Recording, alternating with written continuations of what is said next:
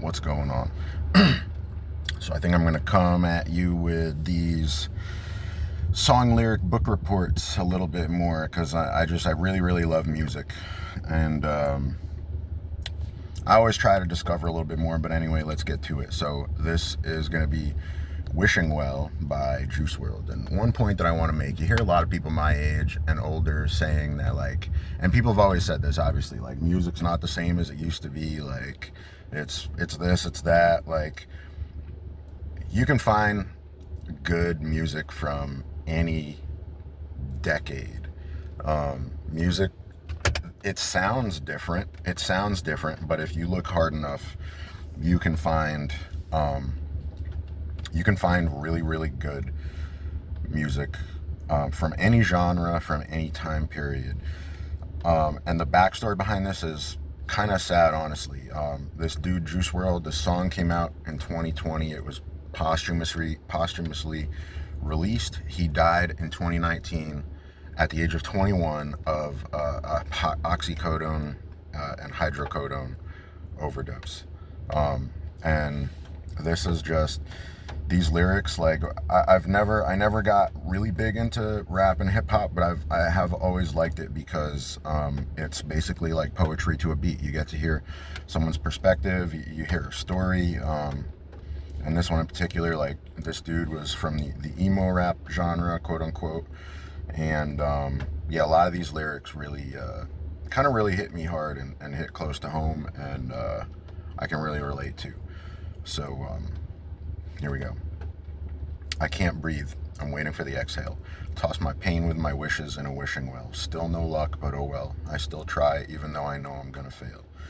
I like that because so much of my life is doing and like throughout my entire life, just forcing myself to do stuff just because I know I have to try, and just still with very little hope of success, that things are going to work out the way I want. But it's like, what can you do? Like, I have no choice. I have to. I can't just give up.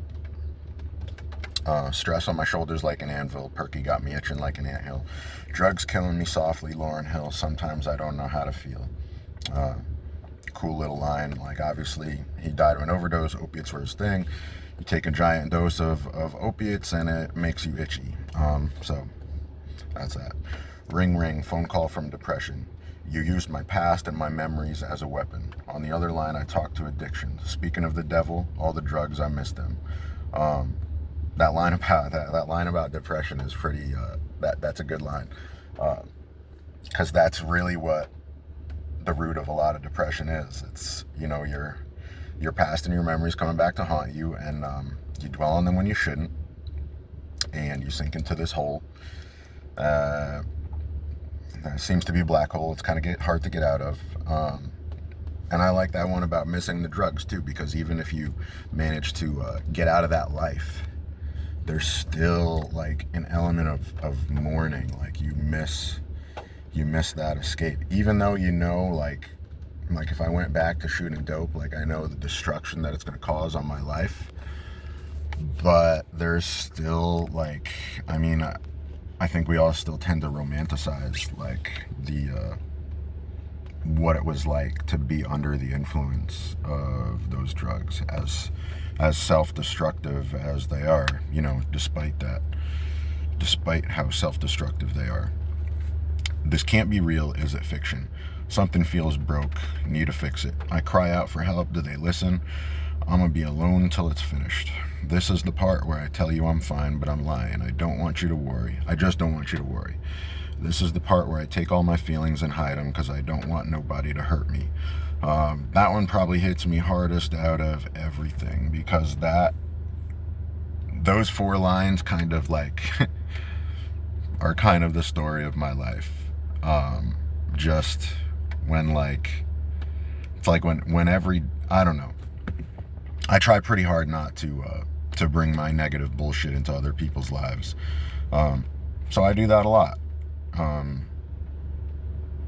Hey, how are you? Oh yeah, I'm good. And it's like, it's complete bullshit. And but I'm not gonna go around telling people every fucking day that, like, what's really on my mind. because I don't want to be a Debbie Downer and taking all your feelings and hiding them because you don't want to get hurt. I walk around with my fucking elbows up to, you know, as a defense mechanism. Never, just avoiding things, never letting people in, because, you know, my experiences have taught me that that's the safer bet. And, it's a good way to have a lonely life, but, yeah, it's a hard habit to get out of. I can't breathe. I'm waiting for the exhale. Toss my pain with my wishes in a wishing well. Still no luck, but oh well. I still try, even though I know I'm gonna fail. The stress on my shoulders like an anthill. Perky got me itching like an anthill. Drugs killing me softly, Lauryn Hill. Sometimes I don't know how to feel. Sometimes I don't know how to feel. Let's be for real. If it wasn't for the pills, I wouldn't be here. But if I keep taking these pills, I won't be here. That shit, I take it back. That's, maybe it's a tie. But I just made a video about this the other day. If it wasn't for the pills, I wouldn't be here. That idea that when you were like in the darkest of dark moments, and it's you feel like you have two options, and it's either end it all or get fucked up and, you know, be okay for a little bit. It's like, you know, that second option keeps you alive. And then it's, you know, it's kind of a what's the word I'm looking for? It's like an oxymoron. It's like they've kept you alive through those situations, but at the same time, if I keep taking these pills, I won't be here. At the same time, they're slowly killing you. So it sucks, but I definitely feel that. This is the part where I tell you I'm fine, but I'm lying. I just don't want you to worry. This is the part where I take all my feelings and hide them, because I don't want nobody to hurt me. And then the chorus repeats again.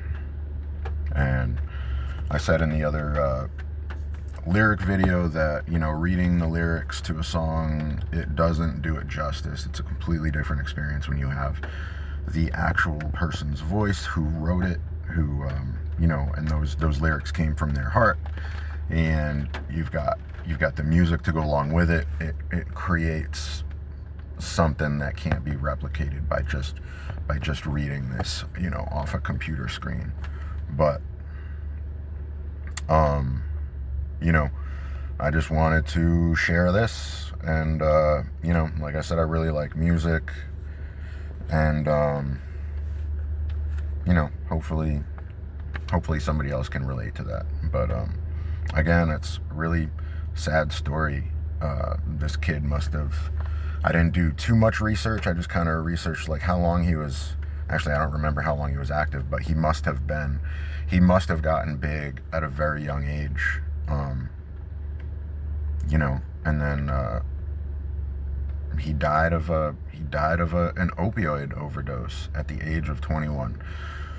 So you know that those lyrics are, you know, legit and really, really came from him, and it was something that he was really experiencing. And it's really, really sad. Like 21 years old, and like I was blown away at, like, those are, I don't know, to me, like, those are some really, really amazing lyrics. And for somebody, like, he must have written that when he was like 19, 20, and like for somebody that young to be that, I don't know, that good of a poet, like, that's kind of crazy, and it's pretty impressive. But you know, hopefully, like I said, I'm going to keep coming with these, but I just wanted to share that. This video is getting kind of long. I hope you enjoyed this. I hope this song helped. I hope this video helped, and I'll catch you on the next one.